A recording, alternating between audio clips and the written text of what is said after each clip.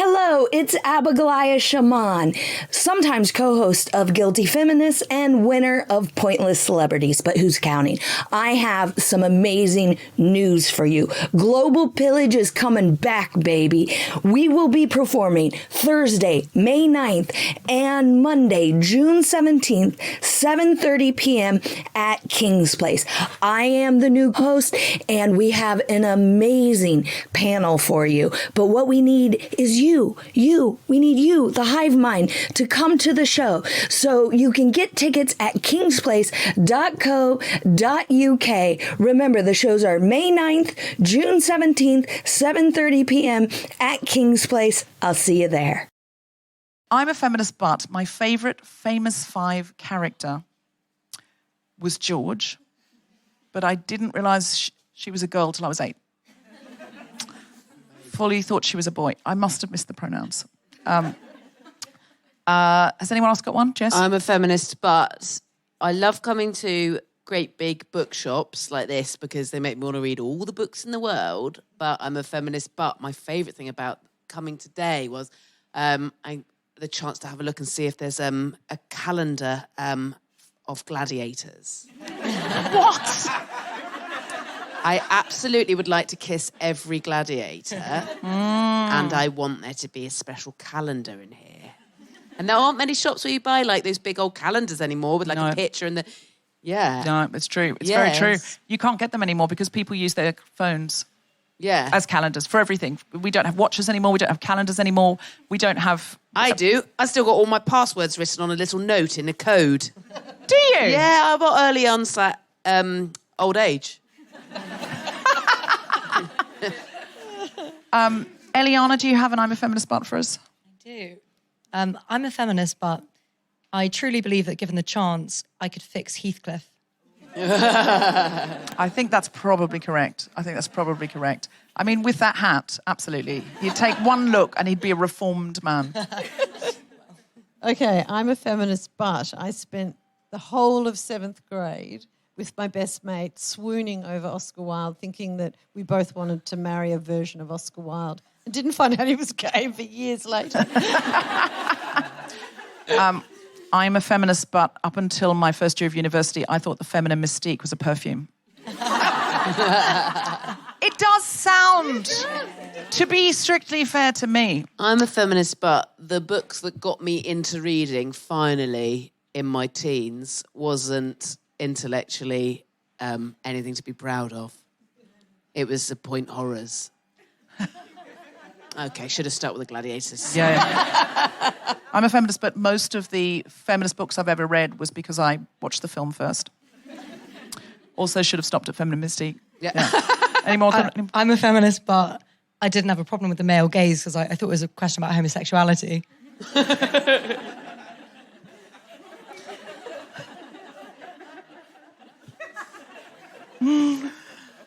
That means you're very young. Live from Waterstones, Piccadilly, the Spontaneity Shop presents the Guilty Feminist Book Club with me, Deborah Francis-White, guest co-host Jessica Foster, and our very special guests Susie Miller and Eliana Ostro talking about Fear of Flying and Prima Facie.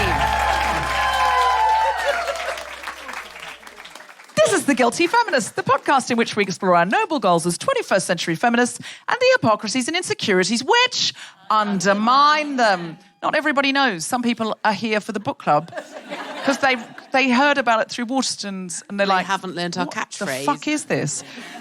Just give us a cheer if you're here because of Waterstones and you don't know what The Guilty Feminist is. Just one person. Okay. So when I say the hypocrisies and insecurities which undermine them, I say which undermine them. I don't know why I said it like that. It's just evolved. And now people tend to join in. Okay, ready? In which we explore our noble goals as 21st century feminists and the hypocrisies and insecurities which undermine them. I'm Deborah Francis-White. With me is Jessica Foster and our incredibly special guests, and we are talking about Fear of Flying and Prima Facie. Prima. Well done. Prime, as in the best. Yeah. Yes, that's how I have to think about it. Okay, now I'm going to... Amazon Prima Facie. Okay. I'll never forget it now. I'll literally never forget it. Hello, hello, hello, and welcome to our very, very first Guilty Feminist Waterstones Book Club. Which we're delighted to say sold out in record time, implying that the Guilty Feminist audience is fizzingly, throbbingly literate. And literary. So, I'm sorry, literate's a low bar, isn't it? Literary, sorry, I don't mean to insult you. I enjoyed it. I meant, book people, bookish, that at least some guilty feminists don't just listen to their content, they also read it. Unless you did some audio booking on this one. Just give us a cheer if anyone listened to the audiobook of either of the books we're discussing today. Yeah, I also love an audiobook. I love to be read to. Love it. Especially if it's the author reading it as well, because then I think, I know exactly what they mean by this. I can get tone, or I can see how they think about the character. Now, we're discussing 2 books today. One is the incredible Prima Facie by Susie Miller. Who we've got here, I'll do the formal introductions in a bit. It would be good if you were hiding behind a pillar, but we didn't. I could burst out. It's just not that kind of gig. We're in a bookshop if you're listening at home, and so we've just been sitting on the stage, and the stage has an amazing Persian rug on it, so we're feeling very fancy, on the 3rd floor of Waterstones Piccadilly, and it's absolutely very lovely, and it's making us feel especially literary, surrounded by books. And literate. It's making us feel so literate. Literate and literary. And we're mainly surrounded by cookery books. So we're also peckish. I mean, that's a very Jess Foster-Q thing to say. Mac and cheese is very much in my eye line right there every time I try and look at it. Don't forget to listen to Jess Foster-Q's podcast, Hoovering, all about eating. That's a sideways plug. It's an on-brand plug. Just give us a cheer if you manage to read feminist classic Fear of Flying by Erica Jong. Okay, don't be ashamed. People have gone, I don't want to be the only one. It's like who's done your homework? And there are people in the room going, I thought we all had to do it. No, I didn't. Whatever. I'm cool. Just give us a cheer if you have, for this club or at some time in the past, read feminist classic Erica Jong's Fear of Flying. Don't put your hands up. Oh, my God, just because we're in a bookshop. If we're inside a theatre, you'd be like, woo! But you're here in a bookshop going, shh. So just go shh if you read. So some of you have read it, some of you haven't. So, to be honest, is everyone cool with a spoiler or two for Fear of Flying? Yeah, that was some of you loud looking at nodding. Yeah, some of you are looking at me like I've no intention of reading it. Spoil away. But hopefully we'll lure you in to read it later. So those are the 2 books we're discussing tonight, because we thought in our book club we would compare and contrast a contemporary book with a feminist classic, because it would get us all to read feminist classics. That's clearly not worked. It's going to get us. It's going to get us, force us to on the stage to read feminist classics, and for you to listen to them, to listen to stuff about them. Okay, all right. I'm going to do our quick intro to the guests. Our first guest today is a Jewish female writer-director whose play Anything with a Pulse transferred from the Edinburgh Fringe for 2 sellout London runs. She also recently launched a jewellery company called Siren with 10% of its profits going to the charity Womanity. And she is currently developing multiple projects for television. Put your hands together and make incredible Guilty Feminist Book Club woohooing noises for Eliana Ostro.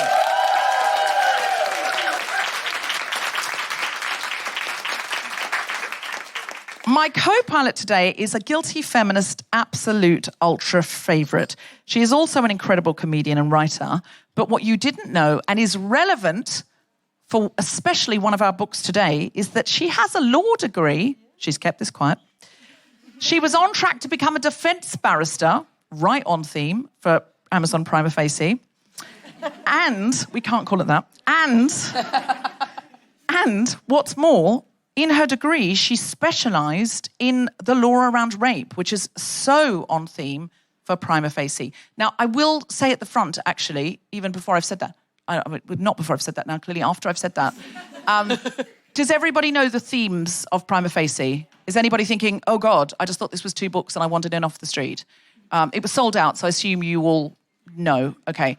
It is about a defence barrister and a rape trial, and there are also themes of sexual assault in the other book.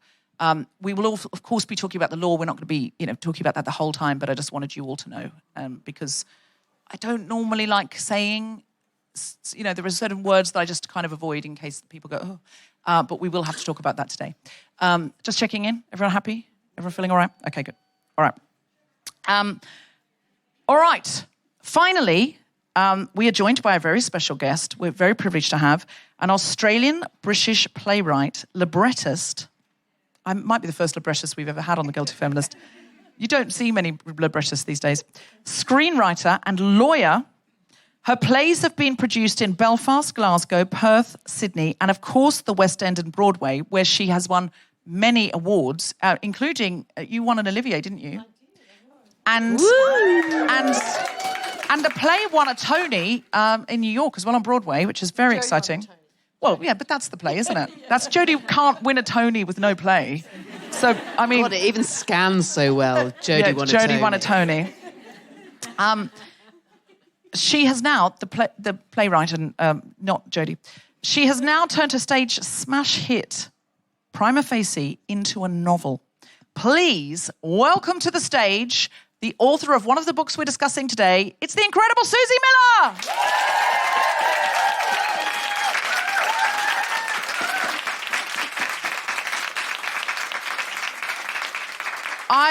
I'm so thrilled to have you here because we're actually going to be talking about your book. I know. I'm overwhelmed. Actually, it's brilliant. Well, I was absolutely thrilled that I loved it. Yeah. Because I thought, otherwise, it's so much easier to be rude about somebody if they're not there, and you've turned up. So, thank God. Yeah. I really did love it. I loved the play so much. It was going to be weird if I didn't like the novel, but I feel it's really added, and it's just like been such a juicy treat. Just give us a cheer if you've seen the play or read the play. Yeah, most people. So if you've seen a play, it's just there's so much depth that you didn't get. So it's like finding out all these things about these really interesting characters, especially Tess, the lead character. That's absolutely been wonderful. So we've got two books. I'm going to ask Susie to summarise her own book. Okay, so Prima Facie is about a young working class woman who is now at the bar, and she's worked really hard. She's overcome so many obstacles, including a scholarship to Cambridge, and now she's absolutely just making it at the bar. She's really doing well. And when you say at the bar, you mean... At the bar, as a lawyer, as a barrister. When you just say at the bar out of context, it could be she's just at the bar. Working 9 till 5. Because I also was at the bar during university for a lot of it. I think a lot of us were. Even the barristers who are at the bar now are at the bar then. So she's at the bar, she's a barrister, she's absolutely winging it. She's doing great, winning all her cases, including loads of cases where she's defending alleged perpetrators of sexual assault and rape, and she's really committed to her job. Anyway, then she has a date with a colleague, another barrister, and that date ending up in a rape for her, which is terrible. She goes to the police. She decides to take it to court because she wants to believe the system will work. And spoiler alert, it doesn't. Mm. And it's really powerful, both in the play and in the novel, around, there's the conviction rate, something like 2%. It's 1.3%. So that's only the people that actually take it to court, which, of course, 1 in 3 women have an experience. 1 in 10 of those will report it to the police. Out of those, very few go to court. And the ones that go to court, there's a 1.3% conviction rate. So something's not working, and I guess that's her point. When she actually is a witness in her own court, she can actually speak to that because she's been on both sides of the bar table. And we're going to talk about that and go into depth. We also wanted to talk about Fear of Flying, it was a book that was written in 1972? 73. Thank you.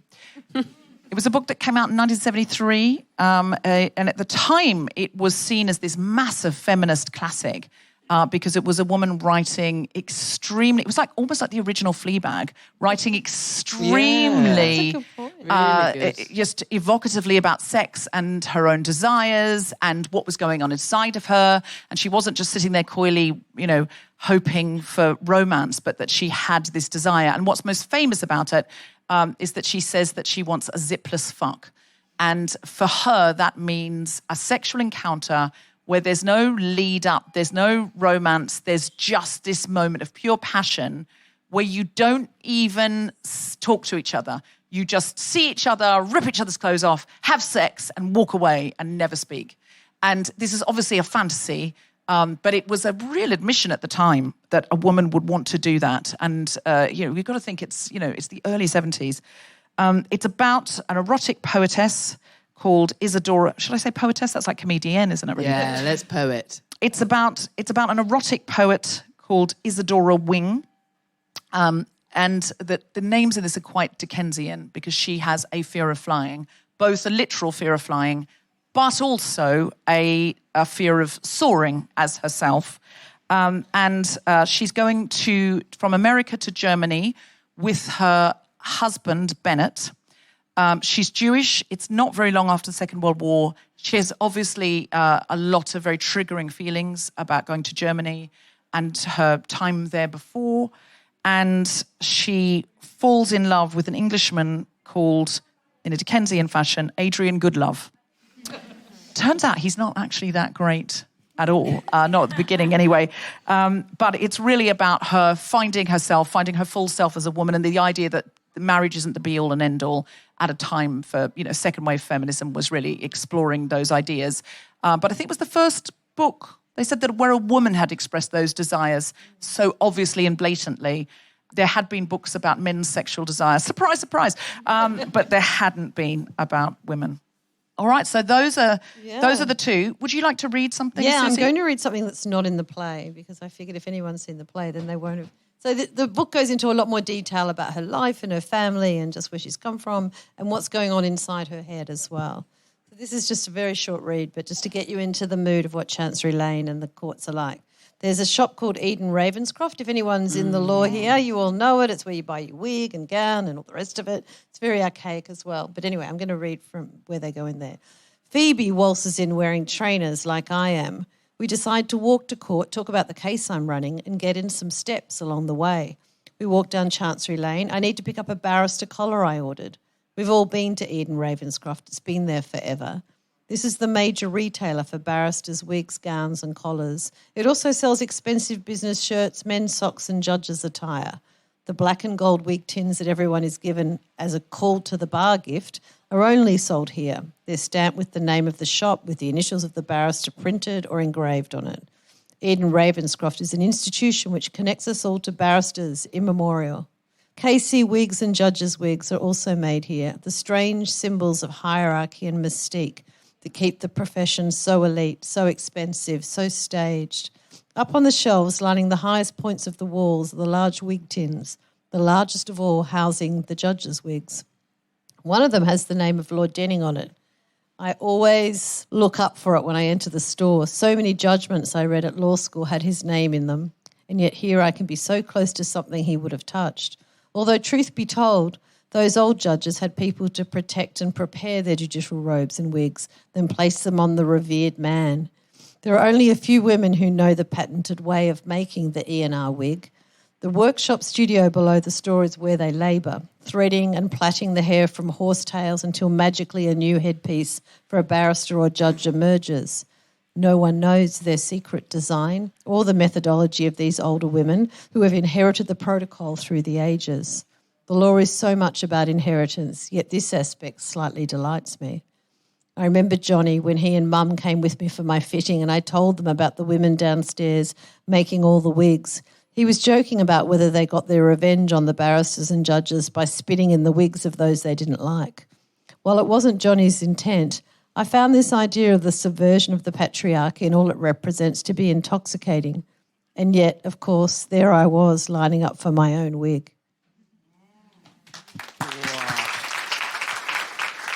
That's a really amazing piece about the archaic nature, isn't it, of the wig and the gown and everything it represents, and you're entering that. But is it feminism because you're entering the same thing? Yeah. What do you think, Jess? I've got goosebumps. Yeah, it's so funny. Yeah, well, she's worked so hard, as have all the women before her, to be taken seriously in that profession, to be allowed in even, let alone to start making up any sort of meaningful numbers comparatively. But then, Definitely. I mean, it's like a microcosm version of the kind of what feel insurmountable problems within the law in terms of, do you fix it from within or from without? Yeah. Yeah, I mean, I think also the fact that there's those older women downstairs making that wig from a sort of secret recipe that's inherited. Secret That's basically the secret wig recipe. Yeah. But there's something about that they're, that's what the women inherited, whereas the men inherited. Just the chair, by the way. So I just wanted to sort of contrast that idea of the women inherit the sort of making of a task to do so that everyone else can be a barrister, whereas like down the ages, like the Lord Dennings and well, probably not him actually, because he was a bit more liberal, but they all inherited their wigs and gowns from their fathers who were judges and barristers before them. There's also an element of women at every level of feeding into this archaic system. Yeah.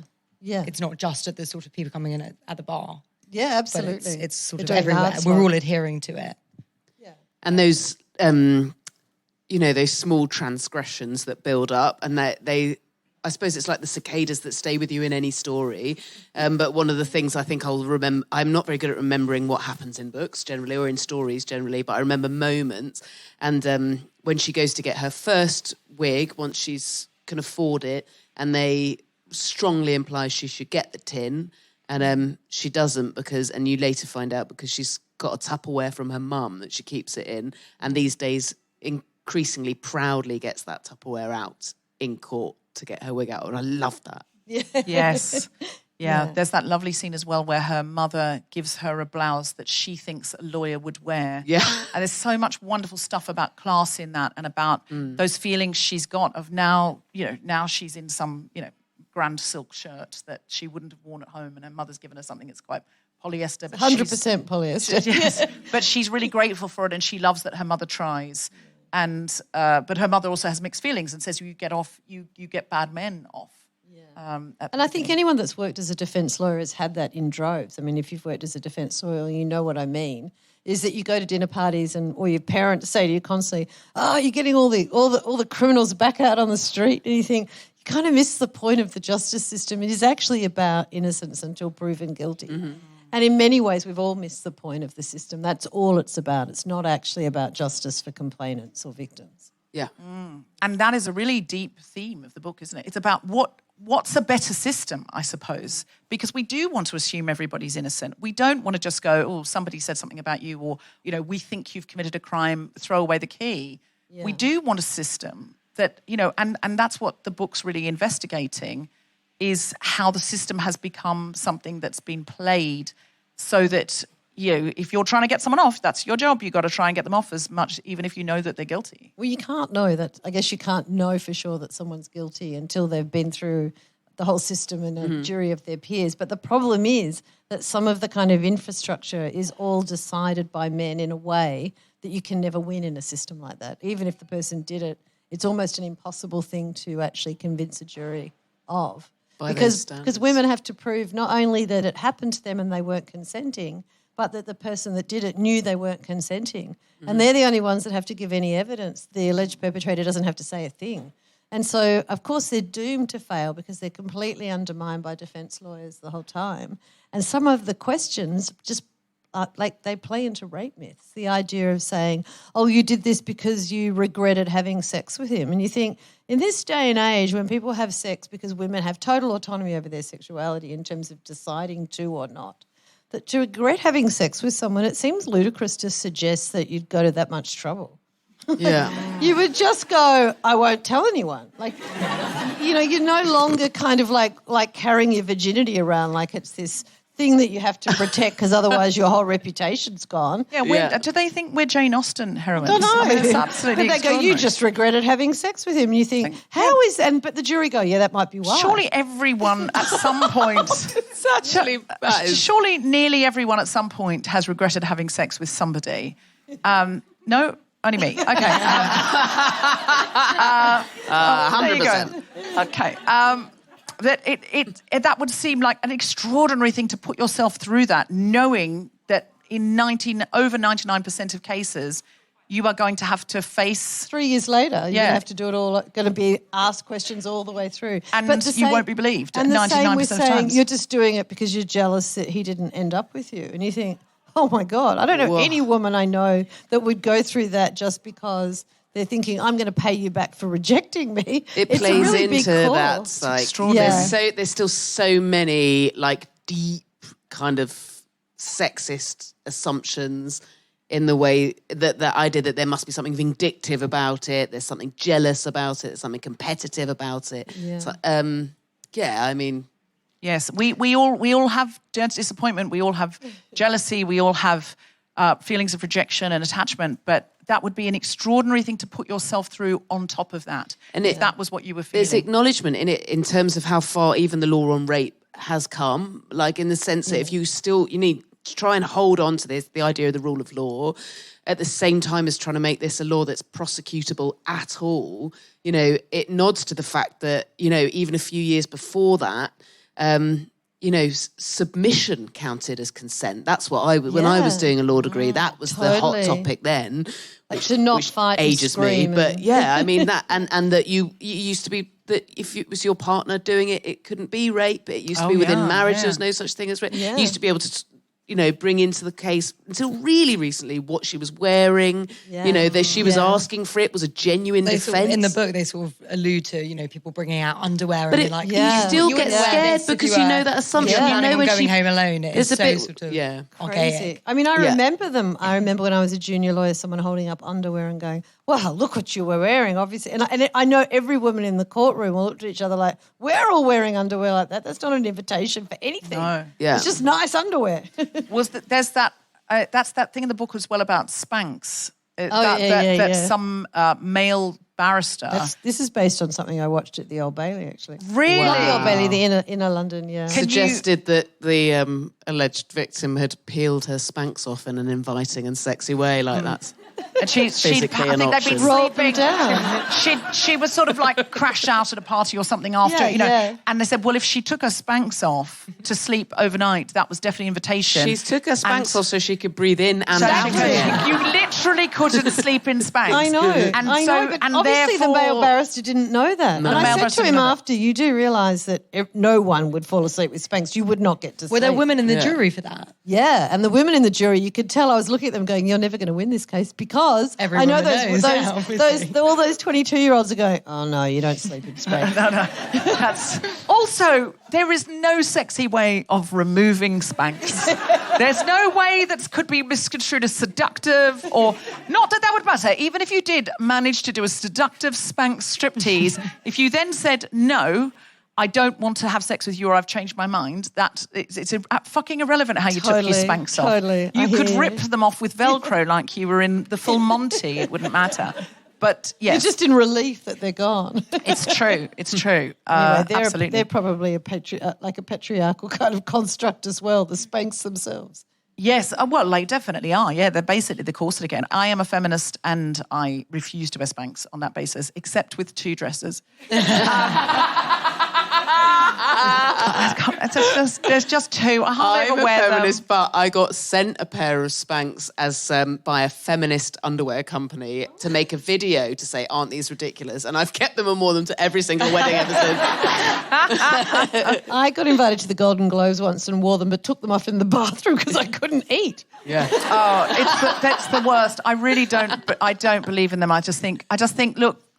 If I just wear another dress, I just can't. I can't be doing with it anymore. I have done it, and it's just not going to be part of my life anymore. I eschew them.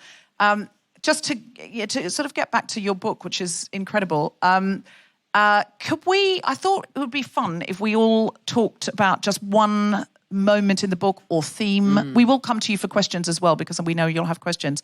But is there a moment in the book or a theme or a character or a style of writing or anything that particularly you would like to talk about as a jumping off point? Either you, Jess, or Eliana? Sure. Well, this is a very small moment. I would say there are a lot, much larger themes in terms of the ending, which I don't want to spoil, but basically the ending sort of solves the legal issues with rape, and I think it's the most unbelievable ending for a book.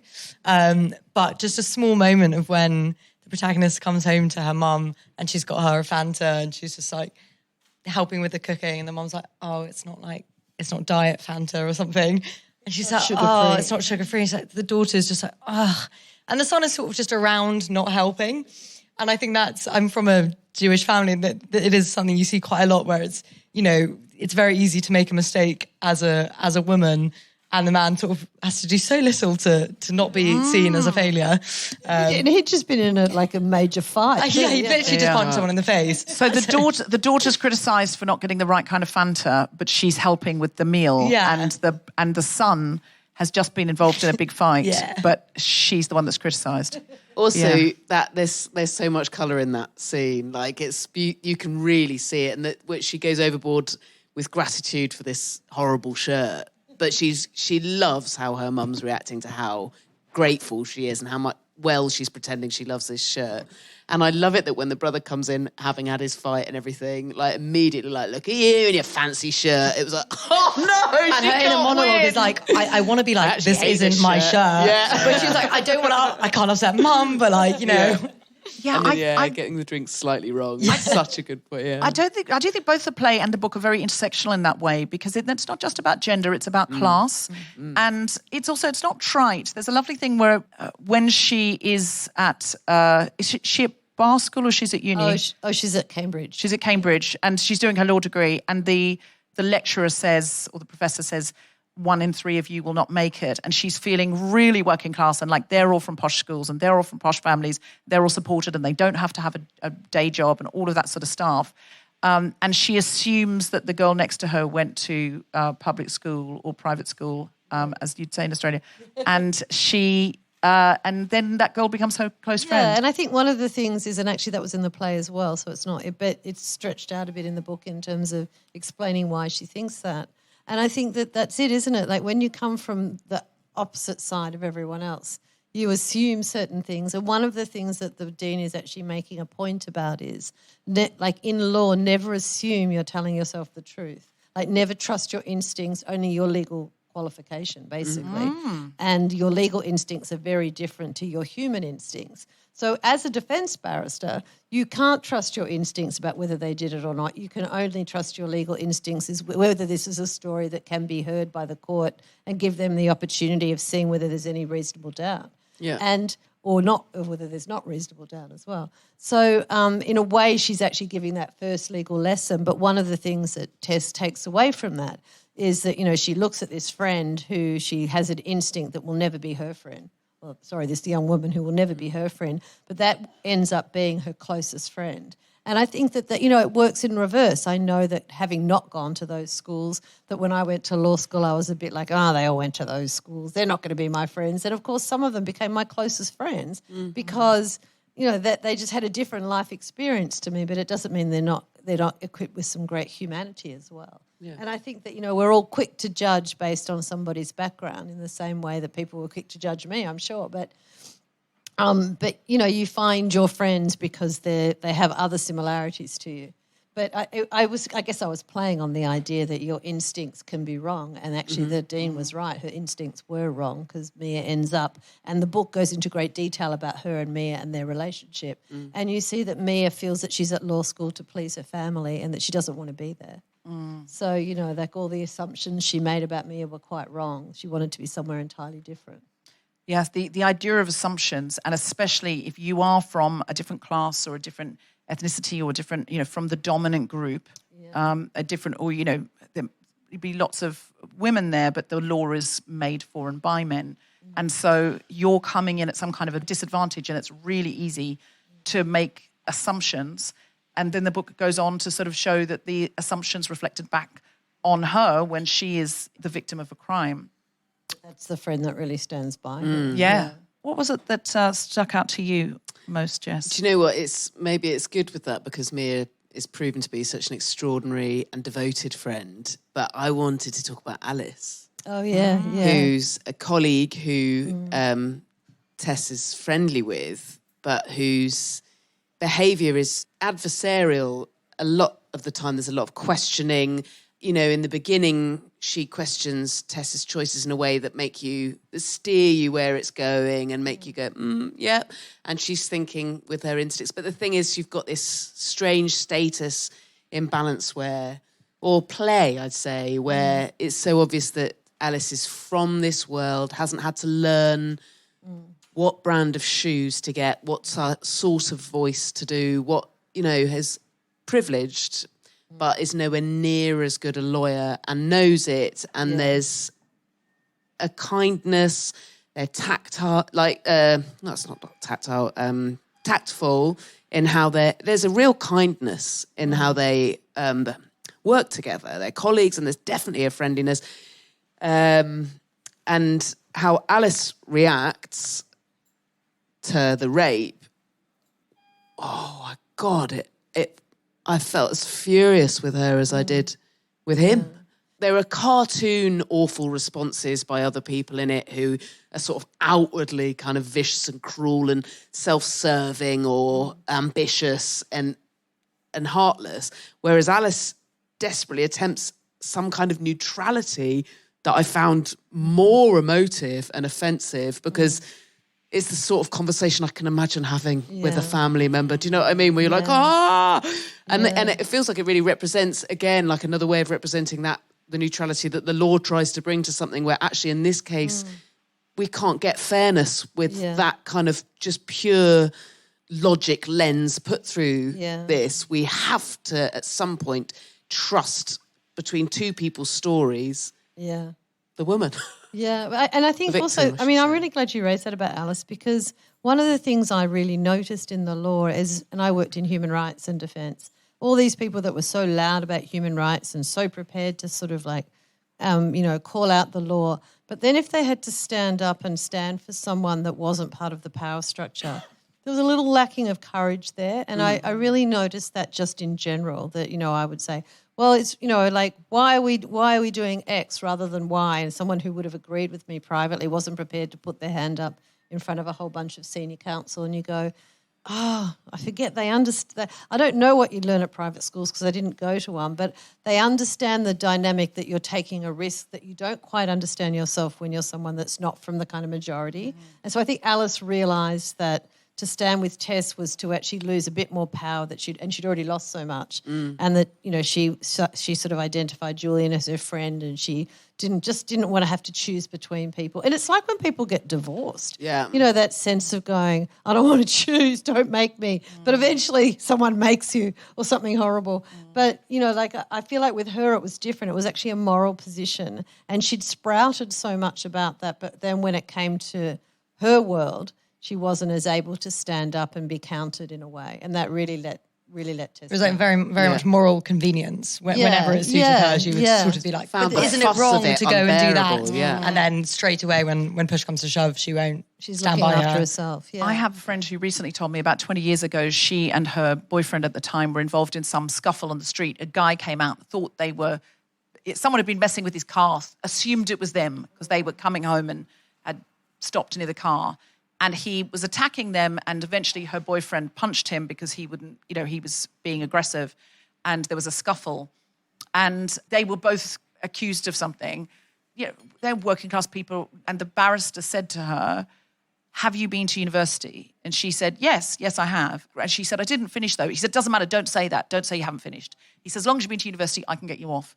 And I was like, oh my God, is this how it goes? And she said, I only did 1 year and I dropped out. But she was like, it was enough for him to go, this university-educated young woman, and it's the story we tell. I saw something recently about, and I don't know the details, so maybe I shouldn't even mention it, but there was an Oxbridge young woman who'd stabbed her boyfriend, but she got off completely because they said, well, she's too intelligent to go to jail. And we are still, this is not 20 years ago, this is now. And like the prejudice that we have about the kinds of people who should and shouldn't go to prison, the kinds of people we can write off as they're going to be no good anyway.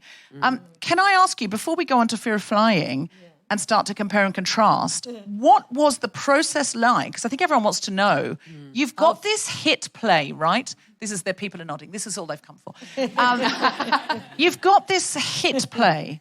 People are raving about it. Jodie Comer's winning an actual Tony. You've won the Olivier. You cannot get a ticket. You literally... Jodie won a Tony. Yeah. I heard Phoebe Waller-Bridge had to sit in the lighting booth to watch it.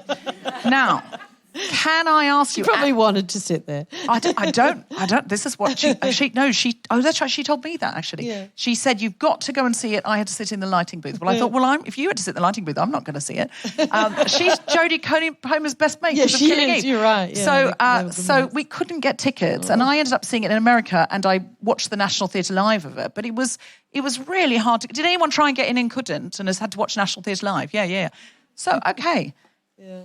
Okay. Who says, right, make this into a novel, and how intimidating is that? Not at all. In fact, to be honest, it was probably a novel before it was a play in some regards. So what happened is that I did so much research and I wrote so much that, Jodie would have been on stage for like 6 hours. And no one can learn that many words. And then I thought one day I'll write it into a book, but my first craft is theatre writing, and I was planning on writing a play. It's looking a bit like a novel. I will extract what I can for the play and then put it, sat by my desk in all the different forms that I'd written. And I crafted it into a play, but every time I did and every time I heard a read, it was still too long. So the amount of things that I had to take out that was so fundamental to the story for me, it was, they say kill your darlings in theatre, and I certainly had to, but I didn't kill them. I just put them to the side. Yes.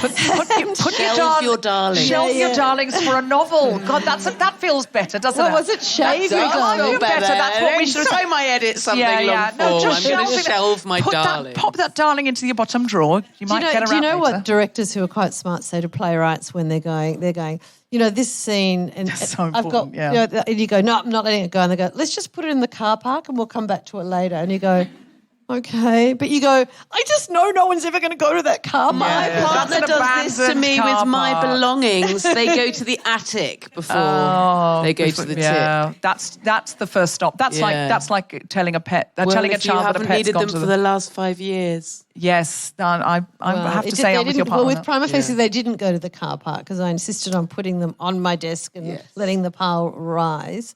Wow. And then, and then the play's running, and I thought, no, I'm going to turn to the book that I always wanted to write. I wasn't finished with it because there was so much emotional excavation that I needed to do with the character. Are we allowed to know one of the darlings that you resurrected? Yes. Yeah, well, you've read most of them. Well, no, but what was the one that you were most sort of excited to bring do? back? I was really excited to delve into the family. I was really excited to bring Mia back. That scene at M&S where Can you just say to the audience who Mia is? Mia is the character we were talking about before that she met at Cambridge, that she sort of had the instinct, we'll never be friends. She's got a private school haircut, all that sort of and she had decided that Mia wasn't for her. But Mia ends up being her best friend at Cambridge and then says to her, look, I'm dropping out, I'm going to go to acting school. But, Mia, before she drops out, sort of takes, she knows where Tessa comes from, but she never labours that, and she actually goes out of her way to support Tessa later, but without trying to do it in the most kind of equitable, kind way, really, because she has got a trust fund, and she says, look, I've got this money that you can pay your rent with. I'm never going to use it. I'd prefer it was used in a good way. And she's trying to find a way to be generous without being like a charity case. And I think that, I've met women like that do have that kind of background, which, of course, those of us that didn't, when we started off, have a bit of a chip on our shoulder about, and then they kind of kill you with their kindness in a way at a time that you need it, or they're prepared to mop up your tears. And I wanted Mia to be that. I think that in the play I wasn't able to elaborate as much on her female friendships. Yeah. And I feel like there's no woman that doesn't have a kind of posse of female friendships, be they the Alices that let you down or the Mias that rise to the top. And I wanted her in court to have that. Also, one of the little darlings that I picked up was baby Junie.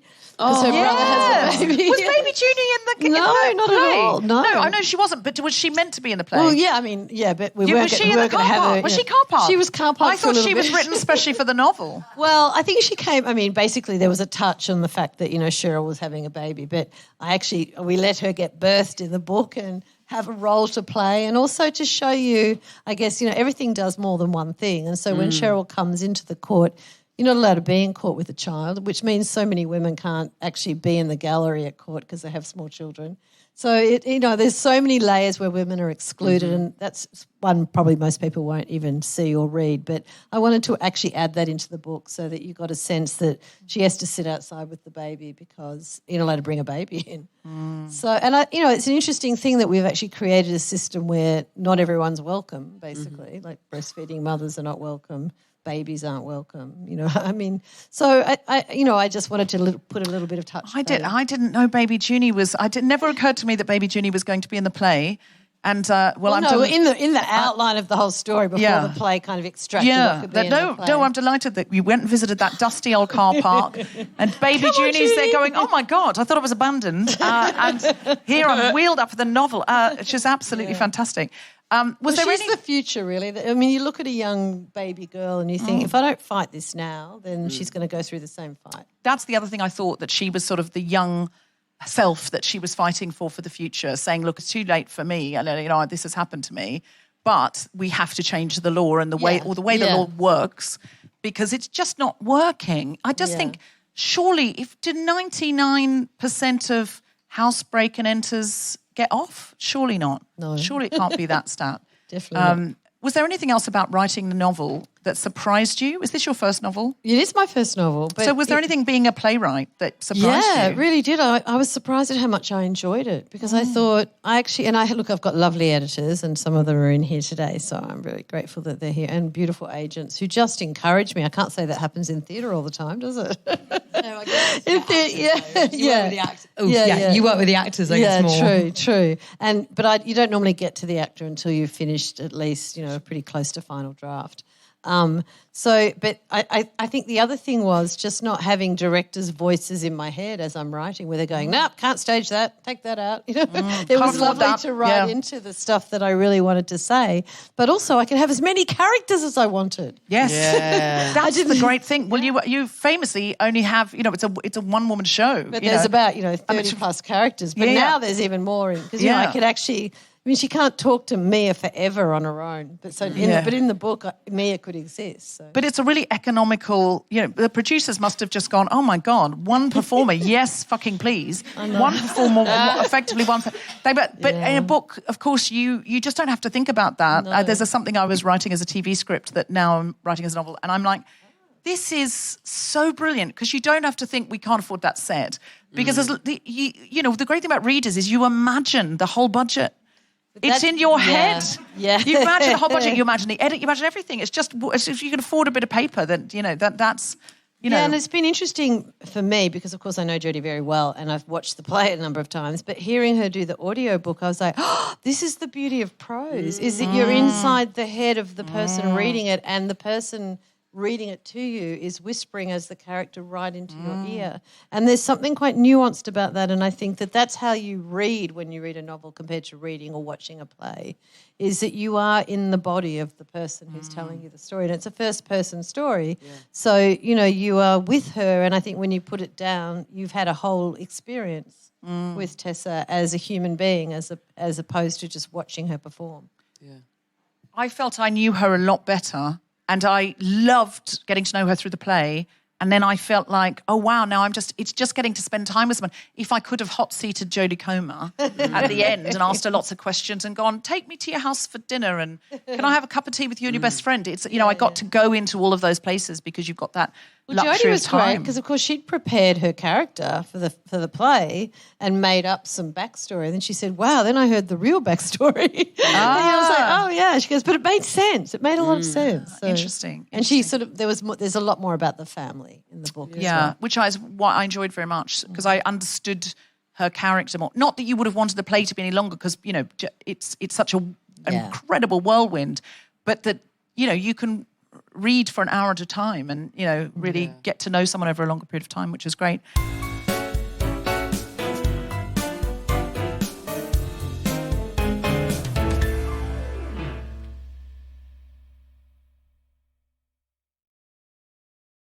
Hello, Guilty Feminists. This is Deborah. Our tour Down Under begins, and we can announce our amazing co-hosts for these shows. On the 11th of May in Auckland, the 14th of May in Wellington, and the 15th of May in Christchurch, I am going to be co-hosting for the first time with the incredible stand-up comedian from Aotearoa, Michelle Accord. I know she's huge in New Zealand and a massive feminist, and I'm very, very excited. We tried to work with her before, and her daughter very inconveniently gave birth that night. So I can't think of a more feminist reason not to come. So we're very, very excited. Then we'll be in Adelaide on the 18th of May with Geraldine Hickey. After that, we're coming to you, Perth, on the 20th of May with Claire Hooper. Then we'll be in Sydney on the 23rd of May with Geraldine Hickey. And then we'll be in Melbourne on the 25th of May. I am not allowed to say who the co-host is, but she is a big Australian favourite and she's amazing. I am not allowed to announce her yet because she's so famous and fabulous. And the guest is a A-list Australian star, again, we're just getting permission to announce her. So I would recommend, if you're in Melbourne especially, our tickets are going fast everywhere, but I would recommend if you're in Melbourne especially, you get your tickets now before the announcement is made, because you are going to want to see these people. And we also have some incredible activist voices and other special stuff going on. The last 2 dates are in Brisbane on the 27th of May with the wonderful Alice Fraser, and in Canberra on 28th of May we end the tour with Kirsty Wiebeck. Grace Petrie's coming out and she's doing all the dates with me. We're also going to have poets, activists, incredible guests. It's going to be, do you remember how buzzy the tour was last time and everyone was hysterical at the end? It's going to be like that again, so do not miss out. Get tickets now at guiltyfeminist.com and click on live shows. You can also get an ad-free version of the podcast from Patreon, Apple Podcasts or Acast Plus from as little as £2.50 a month. And that really helps to support the podcast and pay all the wonderful people who support me in bringing you The Guilty Feminist every week. You can also show support in a way that costs you nothing by going to Apple Podcasts or Spotify and giving The Guilty Feminist a 5-star review, even though you've done it before, because it really, really helps other people find us in a very crowded market with a weird algorithm pushing people further to alt-right content every week. And so we'd really, really love it if you'd tell people about it, share it online. And now back to the podcast. We should probably start contrasting Fear with of Fear of Flying. Flying. So I'm going to read the opening. She's very funny in this opening too, isn't she? Yes, she is. Yeah. There were 117 psychoanalysts on the Pan Am flight to Vienna, and I'd been treated by at least 6 of them and married a 7th.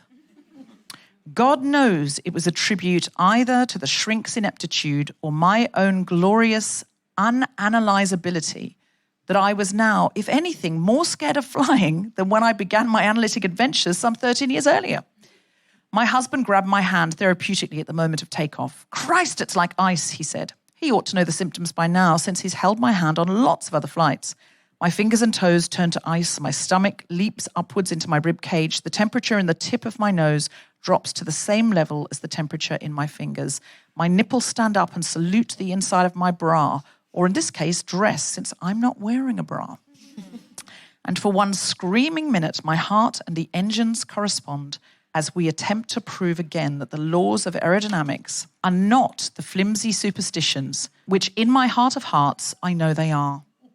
Never mind the diabolical explanations of airfoil you get in Pan Am's multilingual information to passengers.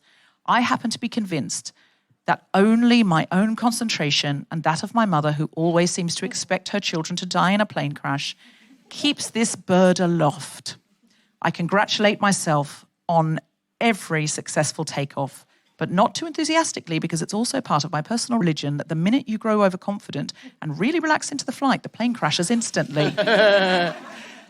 So it's beautifully written. It's very funny, very witty. And the reason I wanted to compare them was they're both interior monologues from women where you're only really finding out about everyone else by what they tell you. You've only got one narrator and you've got to trust them because you're along for the ride with them. Also, similar themes, although dealt with very differently. So, had anyone read this book before? No. No. Eliana, you look like you're raring to go there. Well, it was like the section that you chose to read, which was the beginning of the book, when she talks about her unanalyzability. I'm sort of comparing it to Prima Facie, that there is this element of she's trying to fit herself into, I mean, in this particular book, quite like Freudian male psychoanalyst, and she like can't get into that structure that has been built by men. And it's the sort of same thing of women trying to can't really work out why they can't fit into this structure that wasn't built for them. Yeah. That's actually a really good Very point. observant. Yes, it's the wig, isn't it? It's the wig that doesn't really quite fit you, or wasn't really made for somebody like you, but you're trying to put it on. But it's the wig's a different sort of head shrinker. Susie, what did you think of this book? Well, I actually really loved it because I'd never seen the journey towards second wave feminism and what it involved. I mean, I'd always heard about it theoretically and I'd discussed it at university, but it was such a joyous ride through it, just that kind of pull of like a woman's sexual desire and this need for security, and that they're the two things that they think they're battling, but actually really the third thing to emerge, and it does by the end, slight spoiler alert, but her recognition that she's not defined by other people, and her sexuality is not defined by other people, and she doesn't have to be scared all the time about whether she's fitting the right roles. And I really loved towards the end how her whole kind of sexual journey took her to a place where she was always anxious about which one would love her or which one wouldn't, or who she was hurting, or guilty about something all the time. And she got to the end where it was like, you know what, I actually can look after myself, and I'm prepared to take the responsibility for the decisions that I make along the way, which, you know, is that, I guess it's basically she just became a woman that was making choices for her rather than for everybody else. But she had a real journey of it, for sure. It took me ages to realise that's what was happening. Yeah. Not until the very end. Well, I think because it took her ages to realise that. The whole way through was like, I'm just looking to have sex. And then... You never fully got to trust her in that. But that's the sort of second wave of it all, isn't it, really? It's like waking women up. You do not have to be in a kitchen with a blender and washing a husband's pants. That isn't all there is. So if she knows that on page one, but if she knows that on page one, then the women reading it at the time, are not going to have the wake up with her, really, I suppose, the enlightenment with her. But it was also just that she was prepared to talk about sex in kind of colloquial language, like just referring to fucking. Like for a woman to say that in 1973 and just like own it was already like a big jump in some regards. It's just that how she defined it was so much about male desire, even though she was inserting herself in it until she discovered, actually, it should be about what I want.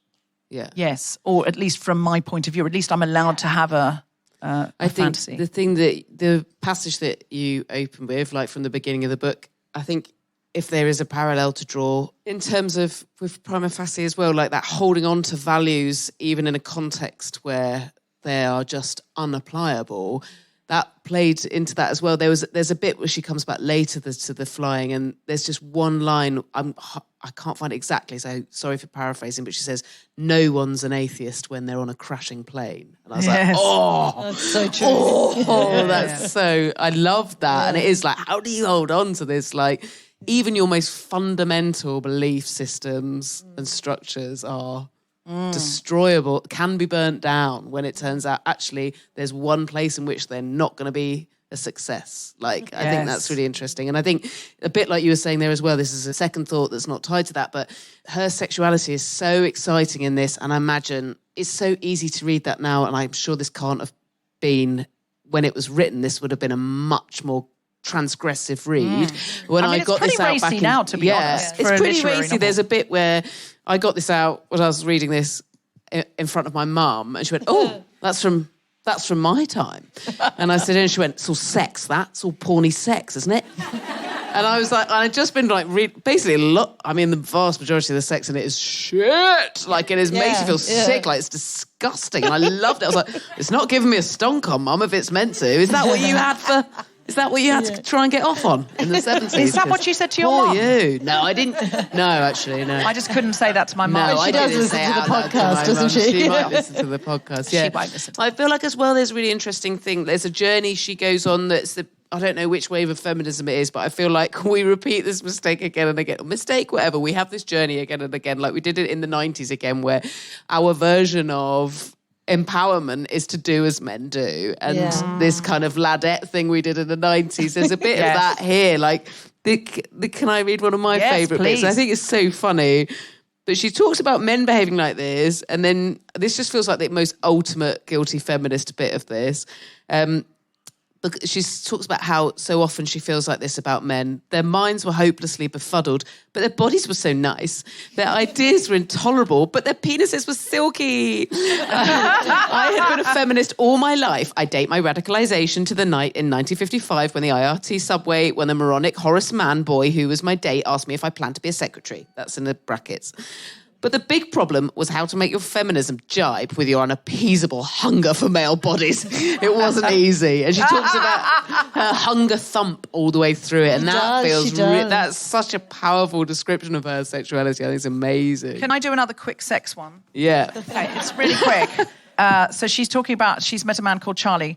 She says, we went home to bed, but Charlie was so overwhelmed by his good luck that he wilted. Conduct me, I said. That's right, he's a conductor. Yes, that's right. Conduct me, I said. I seem to have lost my baton. Well, then do it like Metropolis, with your bare hands. You're a real find, he said. Thrashing around under the covers. But hand or baton, it was hopeless. His teeth were chattering and great shudders were shaking his shoulders. He was gasping for breath like an emphysema patient. What's the matter, I asked. It's just that you're such a find, I can't believe it. He seemed to be sobbing and choking alternately. Will you see me again in spite of this? He pleaded. You promise you won't hold this against me. What kind of ghoul do you think I am? I was astonished. All my maternal instincts had been roused by his helplessness. What kind of creep would throw you out? The last one this happened with, he moaned. She threw me out and tossed my clothes to me in the hall. She forgot one sock. I had to go home on the subway with one bare ankle. It was the most humiliating experience of my life. Darling, I said, rocking him. I mean, It's these very kind of explicit snapshots, and she never takes impotence personally. She never goes, oh, do you not fancy me then? She just goes, oh, that's sad for you. You know, no, that's normal. That's what happens, and that's fine, and we can do other things. And, you know, it happens quite a lot in the book. Yeah. It does. Like, with most of her... It's not her, as in, like, it actually isn't her. Like, her sexual partners sort of seem to... Well, it's the normality of it. Yeah. Yeah, but actually... she falls, like... I'm still blown away by the idea that people were getting off on these descriptions. She falls in love with him even though he can't wipe his arse. Oh, yeah. Oh, that was one of the most disgusting bits of the book. This was the first feminist book I knowingly ever read. Like, I remember a friend giving this to me, probably in the 90s when that whole Ladette culture was going on. And she said, like, this is a really feminist book. And I read it all. And I remembered that so much that he left marks on the sheet. And... yeah, isn't it awful? Isn't it awful? But there are lots of things in it. It's just, as I say, it's the original Fleabag. It's like there's all of this just graphic content. Can I ask you, Eliana, because this book is so Jewish and so very specific about this time, and you forget, like, okay, this is 73. You forget how close that was to the Second World War. It was in such living memory. I mean, she was born in the 30s. She was born during the war. Yeah. So how did that land with you? The woman, the desire, the oppression, the fear? The mother. Yeah, the mother. I mean, it felt very...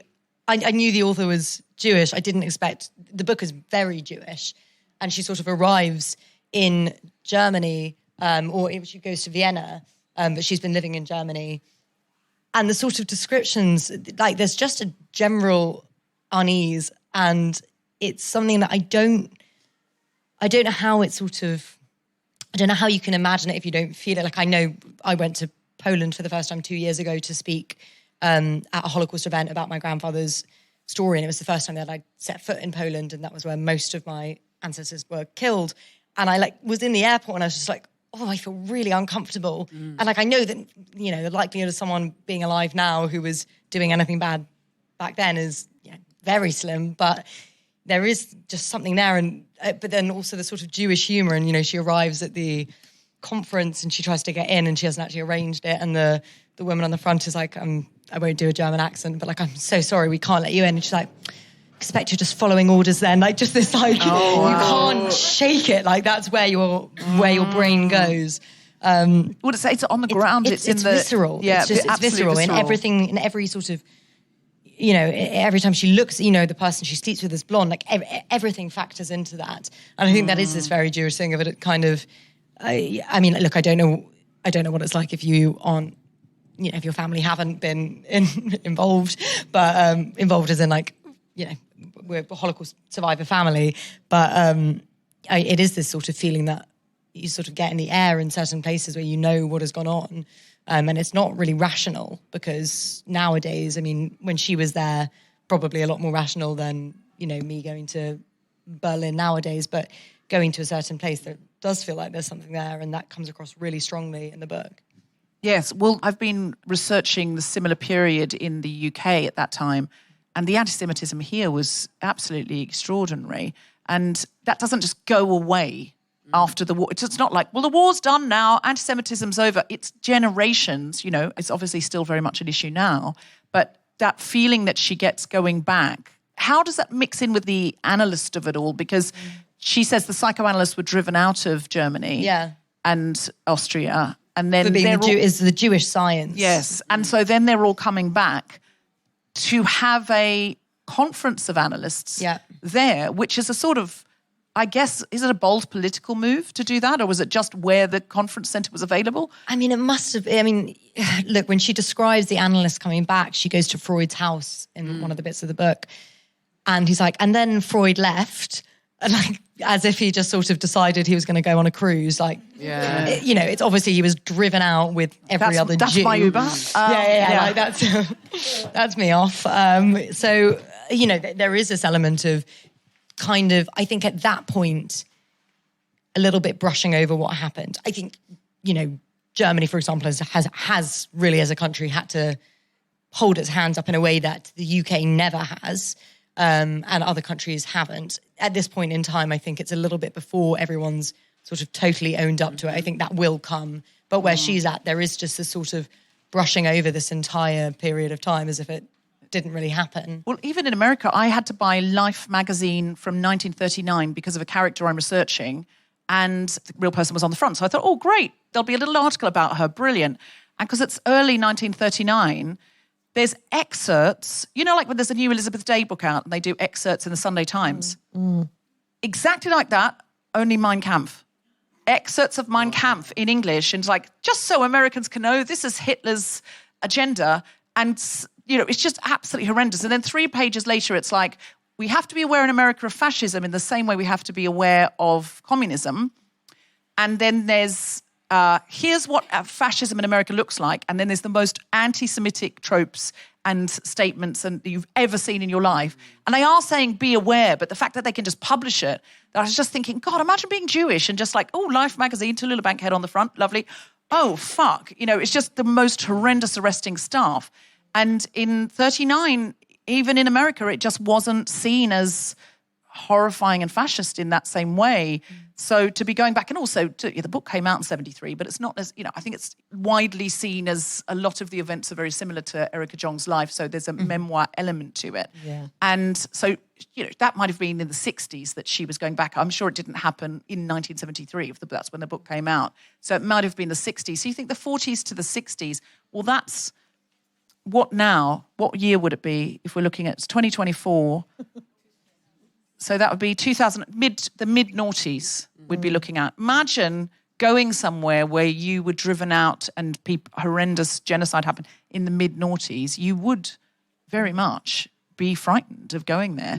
But she also sort of, it's part of her day-to-day. I mean, she goes to visit her brother-in-law in, I think, Egypt, and the whole way through he's in Lebanon. And he's in Lebanon. Oh, I can't remember. Oh, she was sat next to an Egyptian person on the plane. Yeah.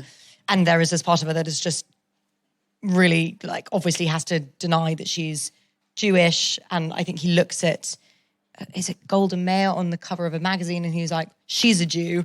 And she's sort of being like, well, I probably shouldn't say so am I. Like, I'll just keep that to myself. And that's, she's not, anti-Semitism isn't this thing that she views as like, well, that was then and now it's now. And it's obviously horrific at the moment.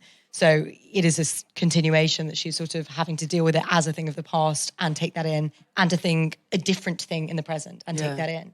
But she's also... Sorry, Tom, we've got 15 minutes left now. Oh, yes, good point. Thank you, darling. But the patriarchy lives. Listen, sometimes the patriarchy is useful. Listen... it's not mansplaining if you didn't know. It's just explaining. Sorry, what were you saying? I've absolutely no idea. Okay. Can I just say something, though? I'd love you to. Well, I'm just going to read a little tiny bit because I think this sort of sums up something else that's right through the book.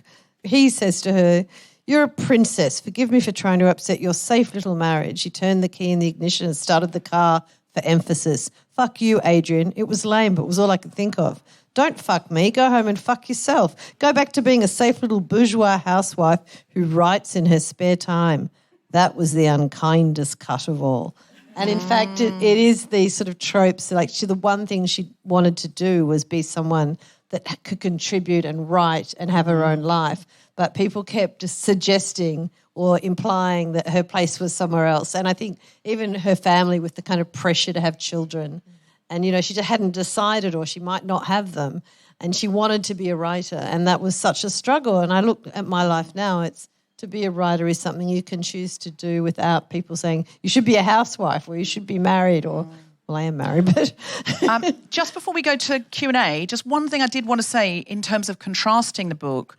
The interior monologue is so wonderful to kind of really get in with somebody, but the treatment of sexual assault is so incredibly different. Like, men grab her ass and she's kind of flattered by it. Like, she's like, oh, it's nice to be desired. And we're still at this point of the book. I think she does come to, at the end, this realisation, but she's like...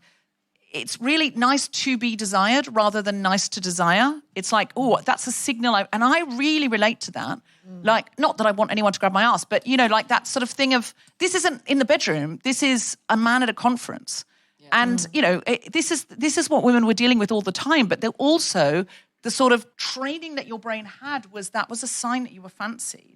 Yeah, I remember my mum actually, God bless her, I loved her to bits, but, I always remember that, she was quite glamorous and, if someone whistled as she walked down the street and I was like a 12-year-old kind of mini feminist going, that's outrageous. And she would go, oh, I can't help it if I'm attractive. She doesn't understand, But, there was that kind of 70s thing of like, oh, I'm one of the birds rather than I'm one of the people that's She sort of talks about it at the end when she's like, the problem is, when someone essentially tries to assault her on a train, and she's like, she just is kind of grappling with in her mind where she's like, if I say no to a man, he'll think, I don't want to do it because I don't want to have another notch on my belt bed, whatever the phrase is. Like, it's nothing to do with him.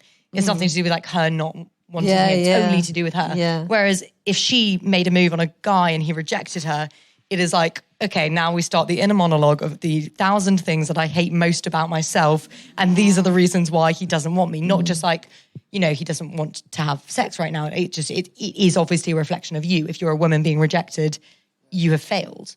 Yes. She eventually does have her zipless fuck, but it's not what she thinks. It is an assault. Because how can you... I suppose some people have just looked at each other in a library and gone into the loo and done it and come out and felt amazing. But not me.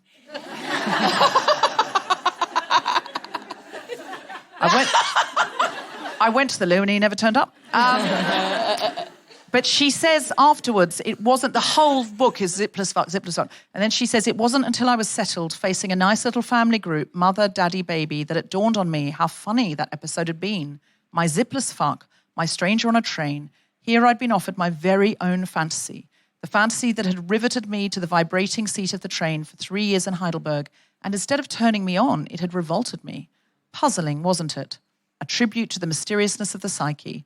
Or maybe my psyche had begun to change in a way I hadn't anticipated. There was no longer anything romantic about strangers on trains. So she acknowledges how horrendous that was, but she speaks about it in a very, not at all like your character who, is in the 21st century and is like, I know what that was. And I own that trauma in my body and I speak to that trauma. She's like disassociating. She's like, oh, well, that fantasy wasn't, what I wanted. And, so it's a really interesting... the brushing off of a sexual assault, isn't it? Rather than making an excuse that it's not my fantasy, rather than, oh, wow, that was really non-consensual. The disassociation that you have to do if there's no power structure telling you that's unacceptable and that's illegal or that's something you can action. So we should do a Q&A now.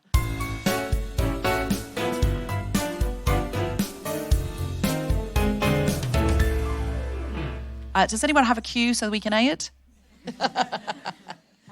Thanks for a great discussion, and I don't know if I speak for other people here, but I do plan on reading a book club book. I just picked it up tonight, so I haven't had a chance to read it yet. Excellent. Sorry, I hope we haven't spoiled it for you. I will forget everything, don't worry. Excellent. It was a great primer.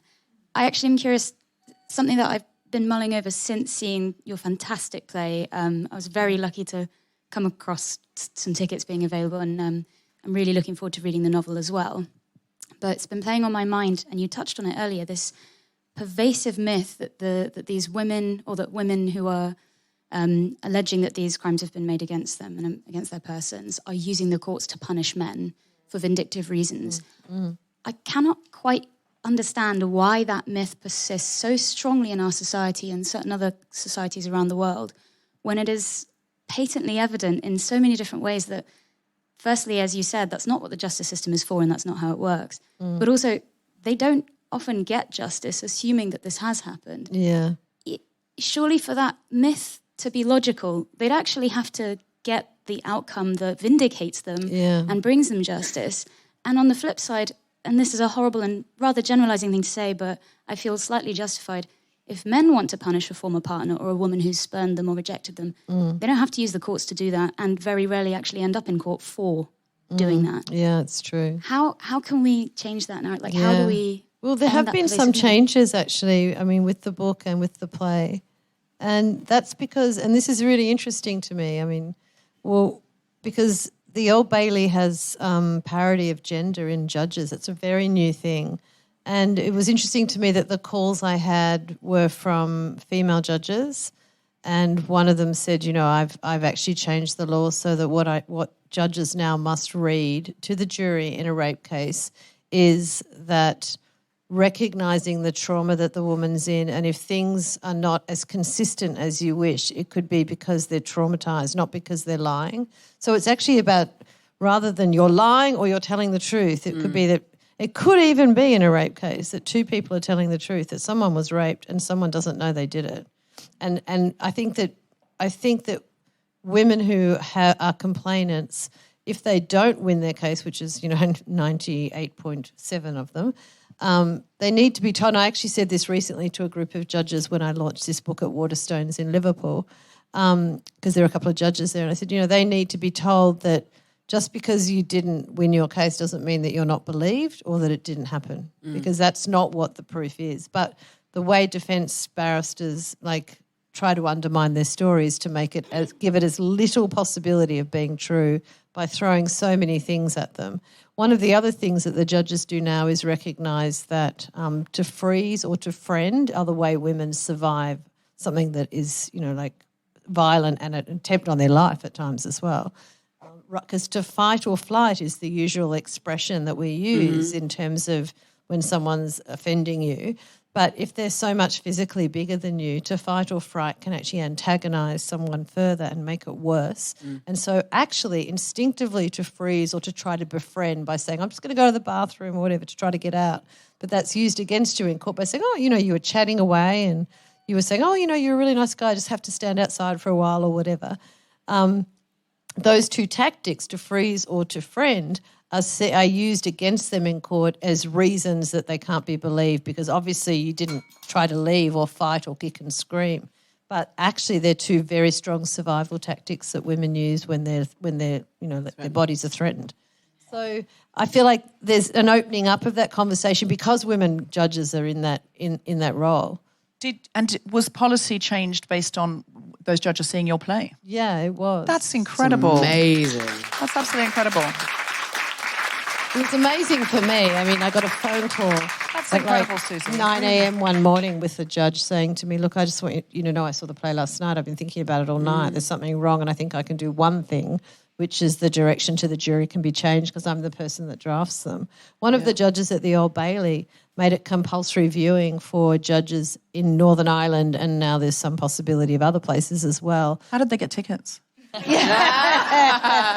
No, well, they actually have the NT Live version to screen for all the judges before they're allowed to sit on a rape case, which is kind of interesting. That's incredible. But the book as well now is doing the same thing. Like you can read the book or see a That's video. fantastic. I'm so glad about the book because so many more people can read a book than I can think so access too. Yeah. then can access a theatre and West End ticket prices and all that kind of thing and have the time to go and do it and the access and all of that. So that's an incredible thing. I know it's touring everywhere and there's like 8 productions going on in Germany at the moment. There's 20. 20 in Germany. different productions. I mean, the Germans have responded to the book really strongly as well. Like they're going, we've got a different legal system, but it's exactly the same. Right. Because gender is everywhere, right? But you know, like the police are also using the book as a tool to see what they do wrong. when they actually take statements, because they take a statement as if you're never going to be believed. So how much time will I spend with this? A friend of mine was sexually assaulted on a bus, and the defence barrister said, well, why didn't you scream? And she said, my body went into freeze. Fortunately, the CCTV camera showed it and, enough of what happened. But her response was to just freeze and then get off, push past him, and he went to get off the bus. So she got off and then quickly got back on. So he followed her. So she jumped back on as the doors shut. And she did go straight to the police. But fortunately, the CCTV bore out, although couldn't see everything, bore out what she said. And he did go to jail. But the defence barrister asked her that. And I could see as he asked her, his face, he looked ashamed. He was like, you could see he just looked so ashamed at asking a question. But that's, he feels that's his job to ask that question. Do you know what's interesting, though? The CCTV footage, for example, is often defence barristers go, do you have any CCTV footage or film of what you're saying happened? Now, who on earth has that of their rape? Well, it was no, she's of lucky course. that she did. It was about, it's you couldn't awful, see, but everything she said happened about when he sat down, when she got off, but he was asking her all sorts of questions like, they're trying to kind of go, but it wasn't red, it was blue. But that's, everyone's memories are like that. And in fact, if you've made the story up, you've made up all the details and you've written them down and it's much more likely you'll forget things. Anyway, any other questions? Hi, good evening. A lot of the themes you've talked about tonight have reminded me of the book A Woman in Berlin. And have we, as a society, really moved on? Because we've talked about how women use stoicism and disassociation to deal with periods of trauma and to be able to get through something even as traumatic as a cross-examination in a jury system. Do you think it's actually a wider question for society to come to acceptance of what rape actually is? Absolutely. And it's not just isolated to a court case? Absolutely. I think that the law follows the community and it's always lags behind.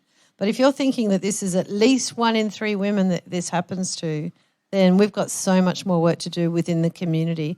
And also, if a young girl goes to her mother and says, this happens to me, we've all got our own internalised patriarchal kind of views that we don't often acknowledge. And, to say to someone in a kind of response like, why did you go to his house? It's the worst thing you can possibly say, because it's completely normal to go out, have a drink, go to someone's house, But we assume that a girl doing that is opening themselves up for risk. And, like the fact that somehow or other that's their fault is completely misguided. It's like, why did you walk home alone? Why did you get an Uber? Why did you get in the car with him? Well, you got to get home somehow. And I think men are absolutely astonished that every woman I know, and probably every woman you know, has walked home from the tube at some stage with their keys and their phone. Oh, yeah. And they're not just scared someone's going to steal their phone, they're scared they're going to be raped and murdered. I mean, you're actually strategically and being vigilant about who's on the other side and, oh my God, they've slowed down. Should I slow down? Should I cross over when they cross over? Or does that make me look scared? I mean, it's crazy that, we've normalised that that's actually something that we don't even expect someone to do anything about anymore. And I was thinking, I don't want that man to think I'm scared of him, but I am. So I'm just playing the odds. Yeah. I don't think he's necessarily an attacker, but I always like it also when men cross the road, because they just know, I don't want to be that guy. There was a question there. Thank you.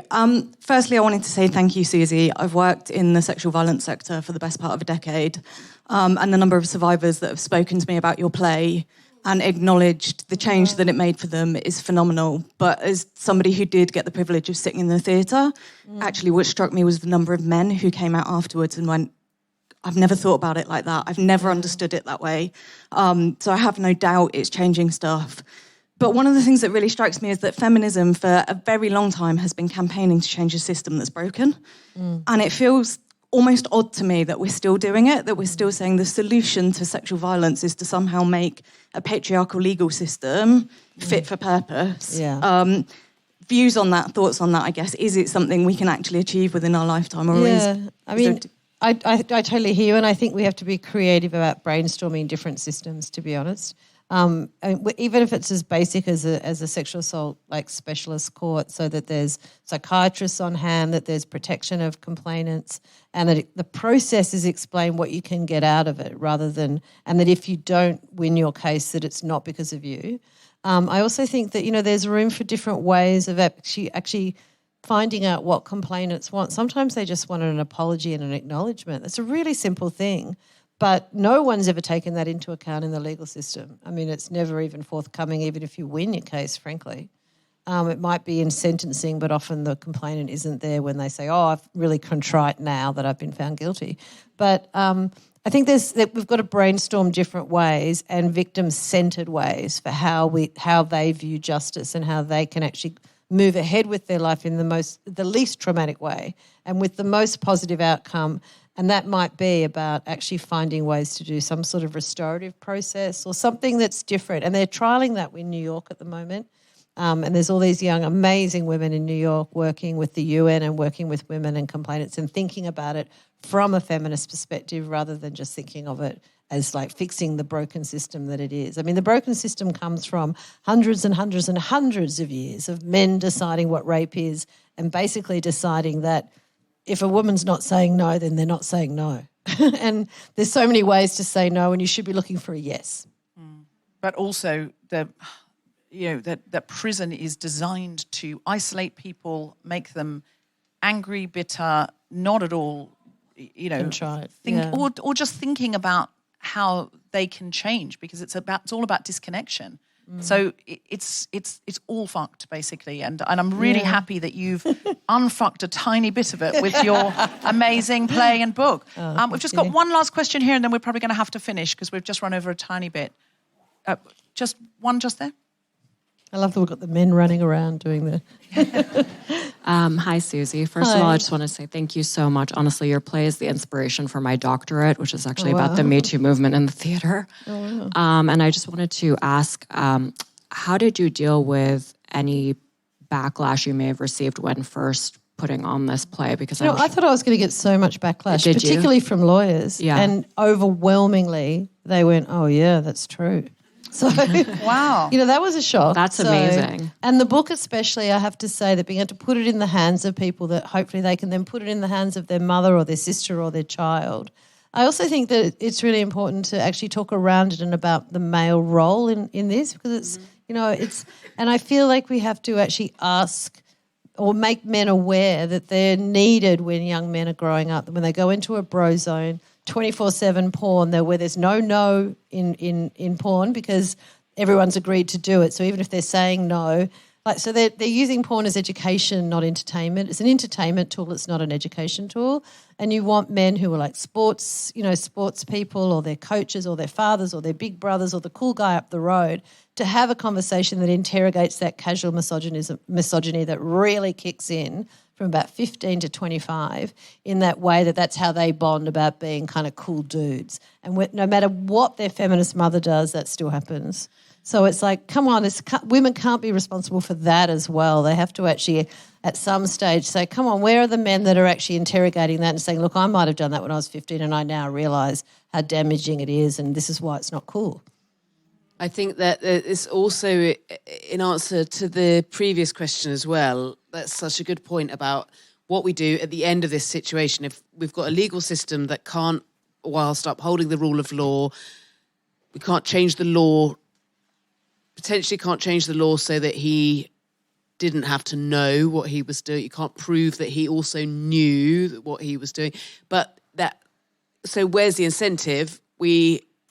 If we're in a situation, we need to change the law when it's a situation where it's not evidence-based, actually, it's one person's word against another, and sexual assault and rape aren't the only instances where it ends up being like that, where there is no CCTV, where it is, and how we look at that, how we frame it, and finding a way of putting an onus on the potential alleged perpetrator as well, and moving into a world where when it comes to things like this, there is a duty on men affirmative consent to get consent. Yeah, to absolutely. make sure you and it's what not did just you how do we to it's so maintain nice to hear. It's not just how we bring up our sons, but it's how men talk to boys and men talk to men in these situations about Yes, absolutely. And also we have to think about more than words, because there's such a nuance. If a man had you backed into a corner and was like, you have to say yes, it's the law, you might say yes to save your life. It's that sort of...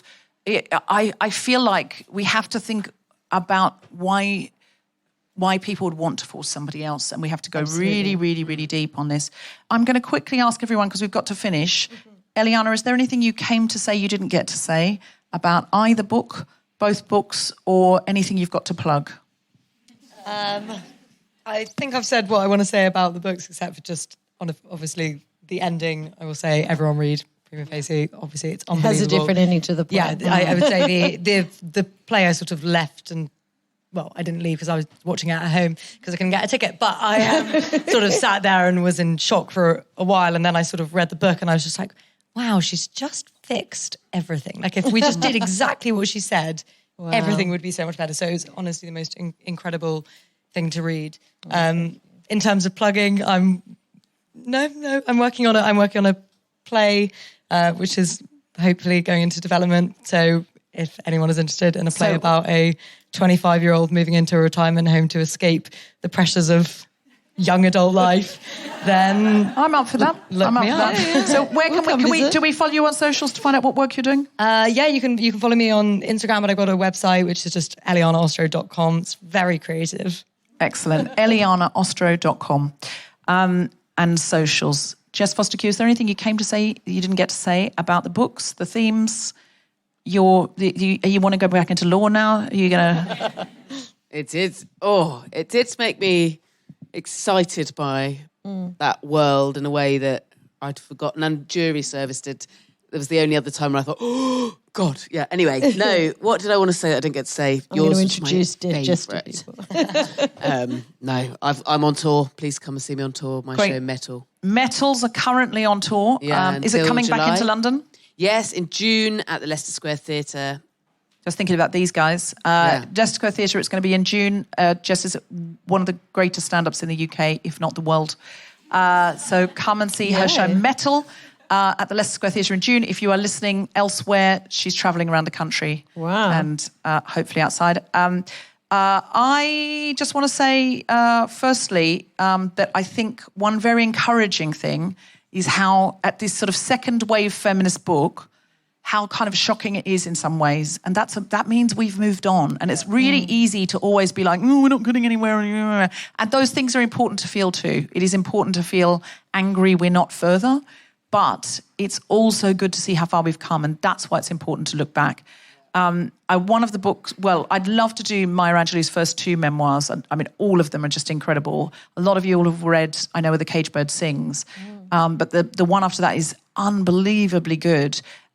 Also deals with some of these themes. And honestly, it's so shocking sometimes when you read the past and you go, oh my God, this is how women had to live.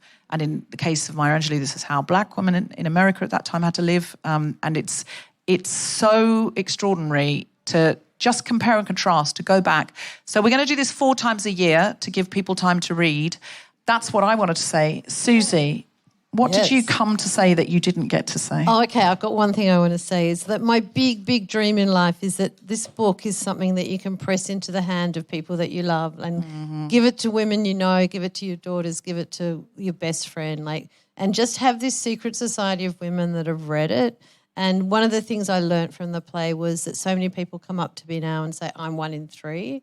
And that was really profound for me. And in a way, the book actually, the ending of the book is inspired by that notion. So there's people that you all know that are 1 in 3, if not yourself. And I feel like spread the word. I think women united can never be defeated. I really do believe that if we unite, and the patriarchy does the best thing of dividing us. So let's just fight that, really.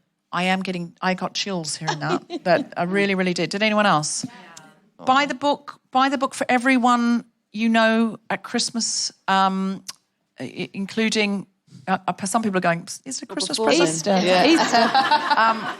It's also so far birthdays, away. Easter. And what an Easter gift. The Easter Bunny. The Easter Bunny's brought you this very well written, but at times highly disturbing book. But it's a hopeful ending. I wanted an egg. No.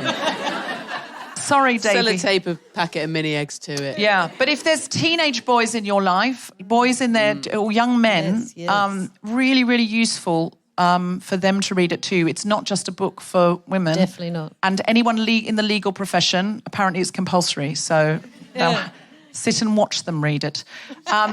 You are our first book club. You're the only people. Look, I'll be honest with you, we're shadow banned because we've been posting political content.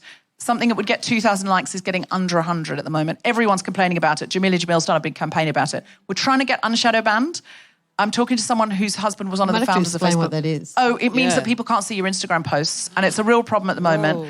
So I'm trying to do other ways that aren't just, pop it on socials, because it's not, that's at the moment is not working. And not everyone listens to every episode of the podcast. People are 6 weeks behind. You know, there's all sorts you'll miss out on. So I'm going back to email because I don't trust any of these fuckers anymore. All these fuckerbergs are just, I don't know what they're on, but they are all fucking... I mean, Twitter was a reliable cesspit, but now it's just like any day now, Elon Musk could throw all his toys out of the pram and say, I'm taking it to space. I don't know. I only trust email now. So if you could write your email address down, we won't spam you, but we'll let you know if there's another book club. We'll tell you, buy these books, or obviously buy them at Waterstones, please, because they're doing this collaboration with us. Oh, I've got a book out that's coming out in April 2025. It's called 6 Conversations We're Scared to Have, and it's about why conversations are becoming so polarised and what we can do about it, but from a progressive lens. It's not just, cancel culture's gone mad. It's, okay, here's a problem, let's try and solve it. It may be the book that gets me cancelled, so enjoy me between now and April, while you're still allowed. Thank you very much. Big thank you to everyone at Waterstones. Huge thank you to Eliana Ostro, Jessica Foster-Q, and the wonderful Susie Miller. I've been Deborah Frances-White. We've been the Guilty Feminist Waterstones Book Club. Good night. You have been listening to The Guilty Feminist with me, Deborah Frances-White, guest co-host Jessica Foster-Q, and our very special guests, Eliana Ostro and Susie Miller. The recording engineer was Grundy Lizimbra, music was by Mark Hodge, the producer was Tom Salinsky for The Spontaneity Shop. Thanks to Rachel Craftsman, Gina Dicio, Zainab Mohammed, and everyone at Waterstones, as well as all of you for listening. For more information about this and other episodes, visit guiltyfeminist.com.